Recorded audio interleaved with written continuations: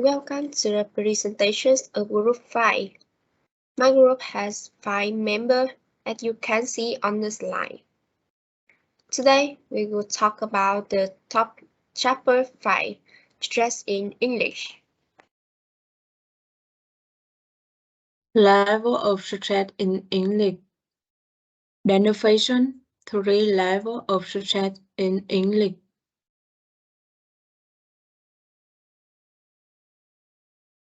Definition: stress is an exact force on a particular syllable or a particular word in spoken language. The stressed syllable or word is said with great energy and stands out in a word phrase or sentence. Level of stress in English. Primary stress. The syllable with the primary stress in the louder and long syllable in a word. It has a very noticeable change in pitch on the vowel in on-syllable words that one syllable gets the primary stress. Example, blue, 10. The only exception to this rule are a handful of function words like the which are usually unstressed or reduced. Secondary stress. The other syllables that are stressed but not as much the primary stress, so they are loud and long with a change in pitch, but not as loud or as long as the syllable that gets the primary stress. The change in pitch on the vowel is not quite as noticeable. Example, disappear. Syllable with secondary stress is underlined.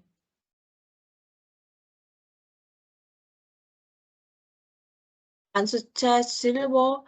The other syllables that have no stress are also whistled through them and shorten them so much that the vowel in the syllable is almost completely gone.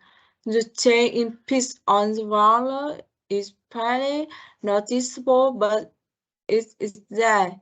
Example, prepare. Unstressed syllable is underlined. For a doctor, what stress treatment? To be able to predict the stress of an illegal word is very difficult because it has many exceptions. But the position of English words must follow the general rule. The following are some common rules that help to indicate stress pattern in English words, but not that there are quite a few exceptions to the rule. The stress pattern on simple words and derivative words. The stress of a word form depends on the class of the word and what component it is associated with. In multi-syllable, noun and adjective. The primary step for on the first syllable, the penultimate native English noun and adjective having two syllables take the penultimate step. The main step of two syllables verb in the ultimate. The rule is always true for verb ending in s. Example, only, relate, estimate.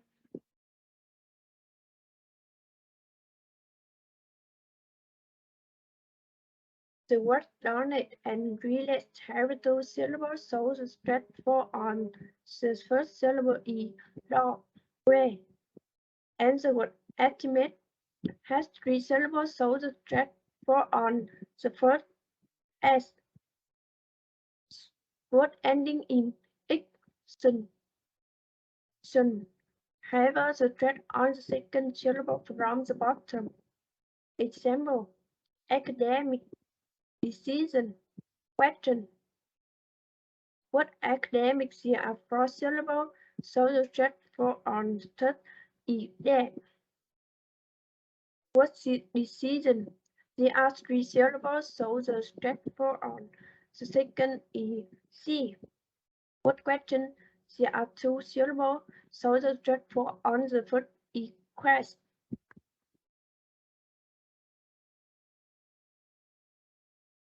What ending in C, D, V, G, S? If two syllables, the stress is on the first syllable. If the word has three or more syllables, the stress is on the third from the end. Example: photography, theology. Word photography has four syllables ending in "phi". The stress on the second syllable is two. Titular is refer on polysyllabic verb and adjective ending in "s".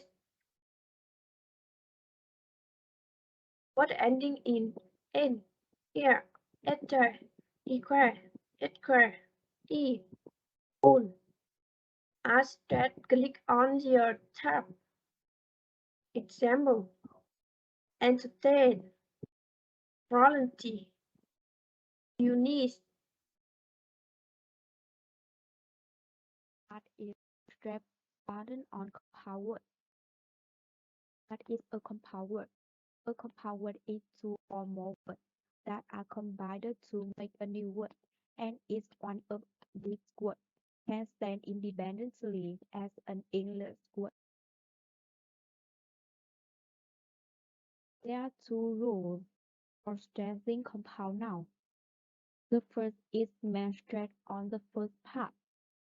The second is main stress on the second part. And the next is main stress on the first part. For compound nouns, the first part is heavily stressed if their structure are as noun plus noun. For example, armchair, boyfriend, football. The next is noun plus ing form. For example, bird watching, film making. The next is ing form plus noun. Sitting room, freezing point, and verb plus noun. For example, church party, pickpocket, killjoy. Image thread on the first part. For compound adjective, this combination have the primary stress on the first component. The first is compound adjectives are usually written as one word. For example, airtight, carefree. The next is noun plus ing form. For example, time-consuming, fee-paying, and noun plus past participle. For example, hair shaper, health-related. Secondly, main stress on the second part. For compound noun, the second part is primarily stressed in this pattern. The first is adjective plus noun. For example, fast food, hot potato, Central Park. The next is adjective plus ing form. For example, central heating, global warming. And past participle plus noun. For example, inverted comma plus property. And the next is main stress on the second part of compound adjective. For compound adjective, primary stress for on the second part in the following structure. First is noun plus adjective. For example, fat-free, snow white, renewed. Second is adjective noun. For example, long term, long distance. Third is adverb or adjective plus participle. For example, fully round, long-sided, old-fashioned. And the next is adverb or adjective plus inform. For example, easygoing, hardworking. And finally is shape as the first part. For example, self-esteem, self-esteem, self-confidence. Weak form and strong form. Grammatical words have a constructed sentence but don't mean anything. Articles, preposition, conjunction, auxiliary verbs. These words have no status, so they are weak. That weak form is called the weak form and opposed to the strong form. Weak is a complete form of the word pronounced with stress. The strong form only happens when we pronounce the word alone, or when we emphasize them. Weak forms are very often pronounced with A's as CH, WA, and so are very weak, and sometimes a bit difficult to hear correctly. Sometimes weak forms are easy to spot because we use contraction in the spelling to show it, such as strong form I am Vietnamese, in weak form I'm Vietnamese. But usually there's no change of spelling, only the pronunciation is different. Example, I would like some orange juice. In strong form, I would like some orange juice. This version sounds unnatural and, believe it or not, more difficult to understand for a native speaker.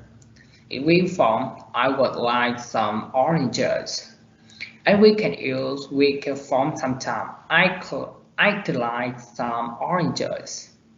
So we can see that the auxiliary verb would has two weak forms, would and.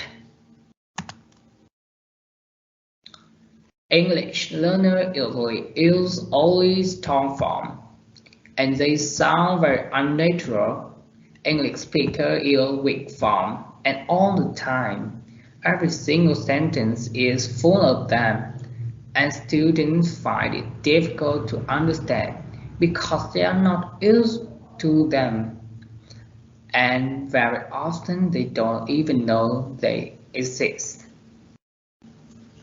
We've heard from previous speakers about stress, what's stress, level of stress, type of stress. So what is sentences stress? Sentences stress can be defined as a prominent with which one or more words in a sentence are pronounced as opposed to the other words in the same sentence. There are two kinds of words. Content words are and grammatical or function words. Let's see the example. Walk down the path to the end of the canal. Content words give meaning of the sentence. The content words here are walk, down, path, and canal. If you don't hear this word in content word, you won't understand the sentence. So content words are stresses. Grammar words don't carry meaning. They just connect the content words together.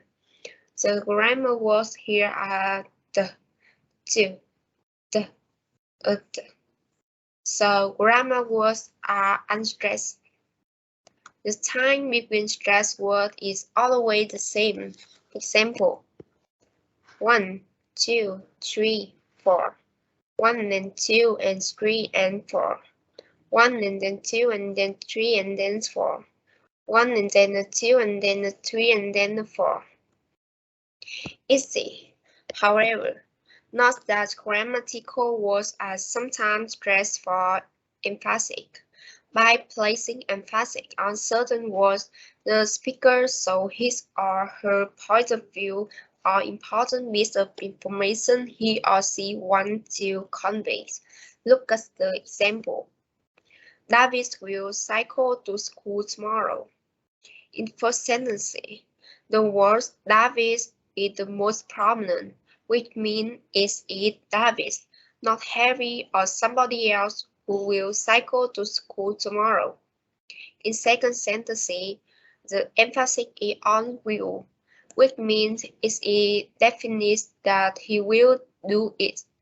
In third sentence, the word cycle, not drive, cycle is the most stressed to mean that David will cycle, not the driver nor walk to school.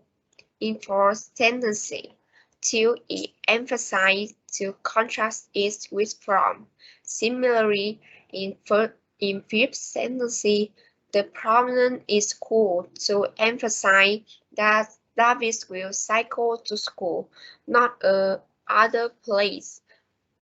And in the last sentence, tomorrow is more stressed to focus on the specific time. Thank you for your attention.